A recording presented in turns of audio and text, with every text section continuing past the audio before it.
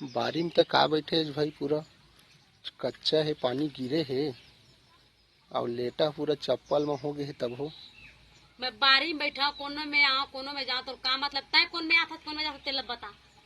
मैं हाँ संगी जहुरिया मन संग मत घुमाओ। अब शादी बर बिहाव हो गए था, संगी जहुरिया छोड़े के वे थोड़े छोड़ पाऊँ भाई। दिन और रात घूमत रही बेटे के तरी शादी बार भी हो गए तब तो घर में कुछ काम नहीं है। और का काम है भाई? नहीं घर में कुछ काम नहीं है तो ठला घूमे पर तो शादी और कर दे। हाँ तो नहीं, वो काम धाम रहती तो काम धाम करते हो। आज के पन अपन मुँह ला अपन मैके में चलात रहे। नहीं चलाते रहे हवन। जानते हैं तो कदाप नहीं मांगते वो।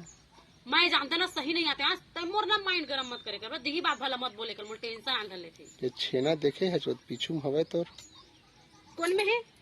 बाद एक हर ही हाँ ता वही छेना जैसे दिखा तोर मुँह।